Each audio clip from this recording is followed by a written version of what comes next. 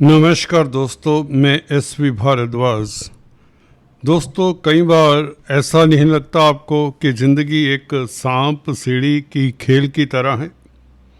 कभी जीतते जीतते शिखर पर पहुंचते पहुंचते व्यक्ति नीचे गिर जाता है और कभी जब ना उम्मीद होता है तो यह शिखर पर पहुंचा देता है।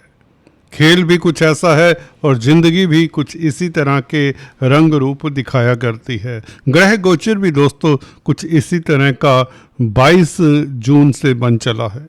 बुध के राशि परिवर्तन की बात कर रहा हूं दोस्तों।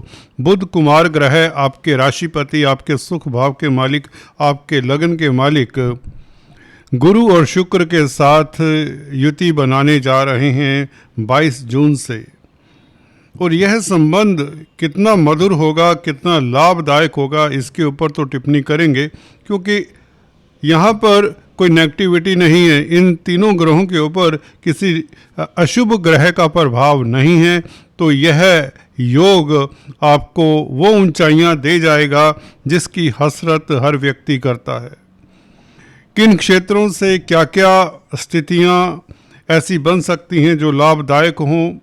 फैमिली कुटुंब की बात करेंगे, प्यार मोहब्बत की बात करेंगे, नौकरी व्यापार इत्यादि की, सेहत तंदुरुस्ती की, शेयर स्टॉक मार्केट में जो कामकाज करते हैं, गृहिणियों की, महिलाओं की और छात्रों की बात भी करेंगे। दोस्तों, बुध का ये परिवर्तन, बुध देखिए लग्नेश सुखेश और शुक्र पहले से विराजमान जो कि पंचमेश हैं। पंचम भाव आपको बता दें पूर्व पुण्यों का भाव भी होता है। तो लग्नेश चतुर्थेश पंचमेश का इकट्ठा होना, बुध शुक्र का धन भाव में इकट्ठा होना ही काफ़ी है। परंतु यहाँ पर तो उच्च के गुरु पहले से विराजमान है। गुरु शुक्र का गज लक्ष्मी योग बना हुआ है, परंतु बुध के साथ आते ही यहाँ पर इस योग को 4 चांद लग जाते हैं। बुध आपके बौद्धिक बल को बढ़ाने वाला है। बुद्धि से, तर्क से आप काफ़ी कुछ हासिल करने वाले हैं अपनी स्पीच से। जी हाँ, सेकंड हाउस स्पीच का भी होता है। आपकी वाणी, आपका कॉन्फिडेंस, आपकी अभिव्यक्ति, आपकी पर्सनैलिटी, आपका करिश्मा, ये सब दिखने वाला होगा। इसके चलते आप की जो समाज में प्रतिष्ठा है वो तो बढ़ेगी। आपको संग मिलेगा, अथॉरिटी में जो लोग हैं उनका साथ मिलेगा। कई कार्य आपके जो रुके हुए उनके कारण आपके सिरे चढ़ते हैं। गुरु दोस्तों जो कि आपके कर्म भाव के मालिक हैं और कर्म भाव को देखता है गुरु बेसिकली। यहाँ पर शनि को भी कंट्रोल करता है, जिसकी चर्चा हम कई बार कर चुके हैं। यहाँ इतना बतलाना चाहूँगा कि शनि के ऊपर दृष्टि, गुरु की अपने भाव के ऊपर दृष्टि, कैरियर में एक हलचल का माहौल रहेगा। प्रतिष्ठा जिसमें शामिल होगी, जिसमें उच्च पद मिलने के योग बनते हैं 22 जून से। क्योंकि लग्नेश जब राजयोग में सम्मिलित हो जाता है, आपके पहले भाव का मालिक बुध गुरु शुक्र के साथ युति बनाता है, तो ये राजयोग में हिस्सेदारी पूरी करेगा बुध, और आपको पूरा इस राजयोग का फल मिलेगा। यहाँ पर कोई किंतु परंतु नहीं है दोस्तों। लग्नेश का संबंध कर्मेश के साथ हो जाए, वह भी सेकंड हाउस जो कि अर्थ त्रिकोण का हिस्सा है। दशम से सेकंड हाउस पंचम पड़ता है, त्रिकोण है दशम से सेकंड हाउस। तो त्रिकोण में बैठे हुए, कैरियर से त्रिकोण में बैठे हुए शुभ प्लैनेट, तीनों ही शुभ प्लैनेट हैं, तो आपके कैरियर के लिए तो वैसे ही अच्छे हैं। और कैरियर का भाव आपके स्टेटस का भी भाव होता है, तो स्टेटस के लिए भी अच्छे हैं। सेकंड भाव उपलब्धियों का होता है, तो उपलब्धियों के लिए भी अच्छे हुए। तो बुध और गुरु का संबंध जो 22 जून से बनने जा रहा है, ये आपके कैरियर के लिए अच्छा है। ये आपको उच्च पद देगा, ये आपको नौकरी देगा। अगर नौकरी में तरक्की नहीं हो रही थी, ये तरक्की देगा, और ये आपकी प्रतिष्ठा भी बढ़ाएगा। बुध व्यापार के यूं तो कारक हैं, कमीशन के कारक हैं, संचार व्यवस्थाओं के कारक हैं, कंप्यूटर IT लाइन के कारक हैं, प्रिंटिंग स्टेशनरी के कारक हैं दोस्तों, लाइजनिंग के कारक हैं बुध। तो बुध का संबंध इन बातों से है, इन एरिया से है, तो इन क्षेत्रों से आपको खास लाभ होगा। कमीशन के कामकाज से आपको लाभ, व्यापार में बड़ी कोई डील आपकी सिरे चढ़े। लंबे समय से आप इंतजार कर रहे थे, अगर कोई व्यापार में सफलता नहीं मिली, धन नहीं आया, बैंक बैलेंस नहीं बढ़ा, तो बैंक बैलेंस बढ़ने के योग बनते हैं। परिवार में कोई मांगलिक कार्य होने के प्रबल योग बनते दोस्तों। और यहाँ पर स्पेकुलेशन से, बुध स्पेकुलेशन का कारक भी माना जाता है क्योंकि ट्रेडिंग का कारक है। तो ट्रेडिंग जो करते हैं, स्पेकुलेटिव ट्रेडिंग करते हैं खासकर, उनके लिए लाभदायक समय रहेगा। लग्नेश चतुर्थेश पंचमेश का धन भाव में बैठना, देखिए लग्नेश का पंचम भाव के साथ युति हो जाए तो व्यक्ति को शेयर स्टॉक मार्केट से, राजनीति से लाभ होता है। पंचम भाव राजनीति का भी है, स्पेकुलेशन का भी है, रोमांस का भी है। तो रोमांटिक रहेंगे इस अवधि में, रोमांस के लिए स्थितियां अनुकूल रहेंगी। आपकी वाणी प्रभावशाली होगी और कुटुंब का भाव भी है सेकंड हाउस, कुटुंबी जनों के साथ आपका क्वालिटी टाइम बीतेगा। जी हाँ दोस्तों, आप चर्चा का विषय रहेंगे क्योंकि 10th हाउस का मालिक गुरु उच्च का है। समाज में प्रतिष्ठा बढ़ती ही चली जाएगी। और अगर आप गुरु से संबंधित कामकाज करते हैं, कोई फाइनेंस से संबंधित कामकाज करते हैं, कोई काउंसलर, कंसल्टेंट है, टीचर हैं, गाइड हैं, तो आपके लिए बहुत उत्तम समय रहने वाला है। अगर आप भौतिक पदार्थों में डील करते हैं, लग्जरी आइटम्स में डील करते हैं, कला के क्षेत्र में हैं, तो भी यह योग गुरु शुक्र बुध का आपको लाभान्वित कर जाएगा। धन इतना आएगा कि संभाले ना संभले।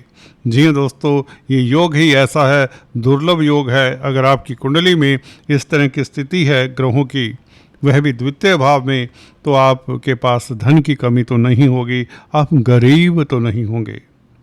तो इस अवधि में आपकी ये गरीबी दूर करता है। अगर आपको धन की किल्लत रही है तो धन आएगा और धन की अंबार लग जाएगी।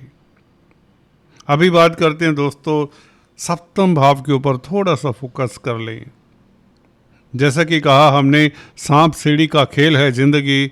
जी हाँ, सप्तम भाव किस ओर इशारा करता है, इसके ऊपर गौर करते हैं।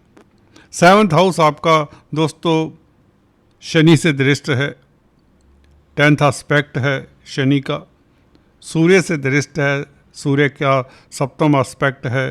केतु का 9वां एस्पेक्ट है और मंगल का 8वां एस्पेक्ट है।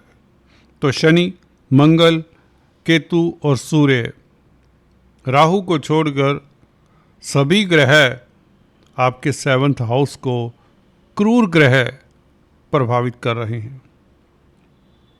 बड़ी बात यह है, या सुखद बात इसमें यह है कि 7th हाउस का मालिक गुरु उच्च का है और शुभ प्लैनेट बुध शुक्र के साथ है। तो डिस्पोजिटर 7th हाउस का बहुत बेहतर है, परंतु 7th हाउस के ऊपर नेगेटिव प्रभाव किस ओर इशारा करता है।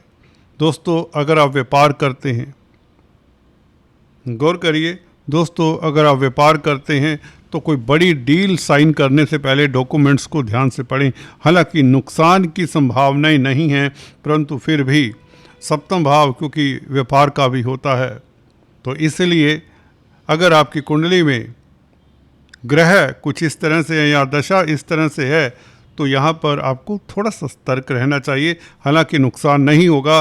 गुरु शुक्र और बुध का योग राजयोग कारक है। आपको ये भी बता दें 29 जून से बुध ने वक्री हो जाना है। अगर आपकी बुध की महादशा अंतरदशा है तो आपको ये ध्यान देना ही होगा, 29 जून के पश्चात आपको बड़ी डील साइन नहीं करनी चाहिए। हालांकि धन की स्थिति बेहतर होती रहेगी, धन आता रहेगा। हाँ, कन्या संतान की सेहत का ख्याल रखें। बुध कन्या संतान के कारक हैं, सिस्टर के कारक हैं, मामा पक्ष के कारक हैं। इनकी ओर से थोड़ा आपको दिक्कत या इनके लिए समय देना पड़ सकता है, ये हो सकता है क्योंकि 7th हाउस प्रभावित होगा। एनीवेज 7th हाउस दोस्तों डेली आमदन का है। डेली आमदन का ग्राफ चलता रहेगा क्योंकि राजयोग बहुत अच्छा है, धन को लेकर गुरु शुक्र के कारण जो योग बना हुआ है तो उसमें कोई दिक्कत नहीं है। और अदरवाइज़ ये गोचर आपके लिए बहुत बेहतर है। बुध का गोचर आपको व्यापार में सफलता देगा, ज़मीन जायदाद प्रॉपर्टी का सुख मिलेगा। हो सके तो 29 तारीख से पहले पहले प्रॉपर्टी की डील कर लें, क्योंकि 7th हाउस व्यापार का है।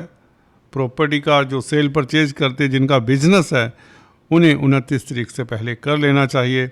और उसके पश्चात 4th हाउस का मालिक बुध वक्री हो जाएगा, तो प्रॉपर्टी के कामकाज करने वालों को कोई डील साइन नहीं करनी चाहिए। पेरेंटल प्रॉपर्टी के विवाद को तो छेड़ना ही नहीं चाहिए। पब्लिक डीलिंग जो करते हैं उन्हें सतर्क हो जाना चाहिए। कुछ इस तरह की कमिटमेंट नहीं कर देनी चाहिए जिसे आप निभा ना पाएँ, क्योंकि 4th हाउस का मालिक है बुध और वक्री होगा, व्यापार का कारक है।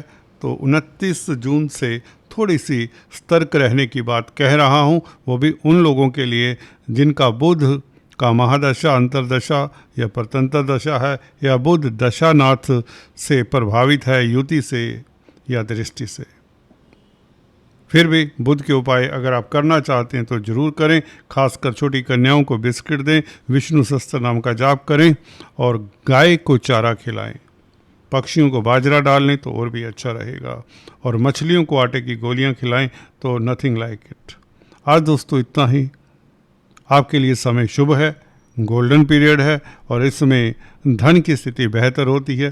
फिर से चलते चलते बता दूं कि आपको कोई हरा नहीं सकता, कोई डिगा नहीं सकता। आप शिखर पर पहुंचने वाले हैं, कोई आपकी सीढ़ी खींच नहीं सकता। सो नेवर माइंड, हल्का सा जो ये वेद है, हल्का सा जो प्रॉब्लम है, ये आई गई बात हो जाएगी।